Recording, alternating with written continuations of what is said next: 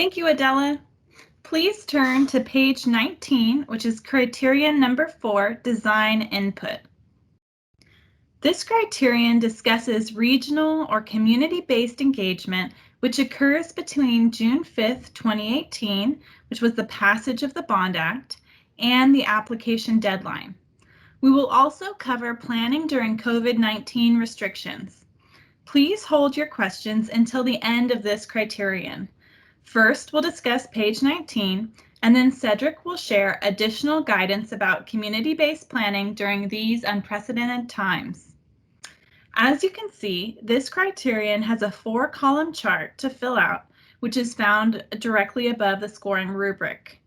The first column addresses engagement methods and has 2 parts. First, identify methods of engagement, which can include surveys and virtual or in-person public meetings. And second, identify the locations, dates, and addresses where and when engagement occurred. These locations can be throughout the region to engage populations within the surrounding communities, whether that is 20 miles or countywide. Notice in the scoring rubric that in order to gain 5 points for this column, applicants must use at least 2 public engagement methods. For example, 1 meeting and 1 survey. These methods can occur anywhere within the region. They do not have to take place solely in the community adjacent to the park. Applicants may also use existing contacts or advocacy groups within the 20-mile or county-wide radius to gather these design ideas. The second column is a description of the community representation and number of participants. The input should be gathered from interested potential visitors such as youth, older adults, and working adults. The third column asks how participants provided ideas. The fourth column is a list of approved design ideas from the participants. Please do not list ideas that will not be included in the project. For this criterion, 15 points in total can be gained, with each aspect scored separately at 5 points each. 5 points can be gained for 2 engagement methods, 5 points for including a broad representation, and 5 points for including both how participants were encouraged to provide design ideas and a list of the ideas that will be included in the final project. Now let's take a look at the technical assistance for this criterion, which is found at the top of page 56. The intent of this criterion is to allow participants to interactively exchange ideas regarding what nearby communities need. These meetings can provide an opportunity for residents to not only select features, but also identify detailed design, beautification ideas such as public art or landscaping, themes such as a pirate ship for a playground or cultural and historical connections from the region, and safe public use ideas such as fencing, lighting, and the location of features in the park. For instance, parents may want the playground to be located in the middle of the park, away from busy streets. The technical assistance also includes a link to guidance on community-based planning during COVID-19. A previous version of the guide linked to the SPP community-based planning guidance. However, there is a new version available on the RPP webpage. If your application guide has a link to the SPP page, please go to the RPP webpage to find the updated guide. Now let's pull up the COVID-19 guidance document, which is available on the website. This document gives direction for meeting with residents while following COVID-19 health guidelines to achieve an exchange of ideas through social distancing methods. This document provides some different platforms as well as tools that may be helpful.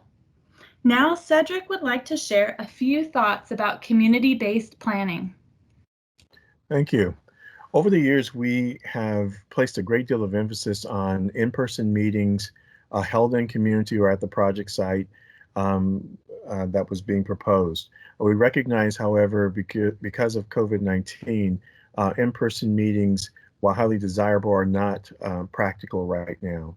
So what we've done is we've allowed for multiple means to be utilized in order to satisfy this need, this effort to include community in the process.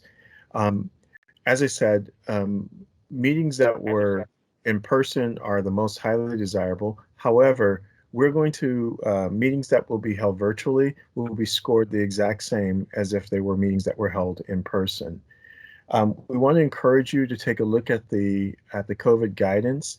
Gives you some options, including meeting with groups virtually, meeting with classrooms if you can gain access. The thing that we recognize that didn't happen in previous years is that there's been really an unprecedented level of technology that's been introduced into communities that wasn't there before, because there's more technologically based schooling that's taking place.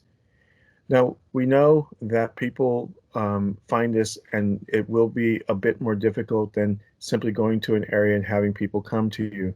But as we thought about this, we're giving away quite a bit of the public's money, and including this program and the statewide park program and others, where over $600 million will be given out to communities in need. While COVID makes it more difficult, it doesn't change the fact that the public's voice is as important today as it has always been. And we have to make certain that we're going to include their ideas and spirit in the projects that are going to be proposed. So we're looking for you to dig a little deeper. It does mean you can use multiple modalities. It can be surveys. It can be a number of things. These applications are going to be um, due in November. So we're not sure where we'll be as far as COVID is concerned. There might be opportunities for in-person meetings, but the one thing that we're always going to do, encourage you to be, is safe and to follow the guidelines that your county has with respect to public meetings and social distancing. I'm going to invite Victor up to see if there are any questions that may have come up in the chat that we can answer. And then if not on this subject, if any other subject, Victor? Thank you, Cedric. So we do have a question from Rachel about a trail segment. And the way I understand it is part of the project will be in an existing regional park. And then there also may be the potential for applying to also develop a segment that is outside of the existing regional park. And so that's all fine. The segments outside of the existing regional park will also be considered part of your project site. But the key thing that we'll need to get into is who owns the property for the segments outside of the regional park. So hold that thought. We'll get into a section later today about project site ownership, acquisition, lease agreements, or turnkey projects. So we'll cover that a little bit later, probably in about 20 minutes. Thank you. Thank you, Victor. Just as a reminder, meetings that took place as far back between June 5th of 2018 and the application deadline are actually acceptable. So if you've had meetings that have taken place June 5th, 2018 to the present, all of those are acceptable, whether in person or virtual, and can be added to your application. I'm going to turn to Nikki, and she'll take us into criteria number 5. Nikki?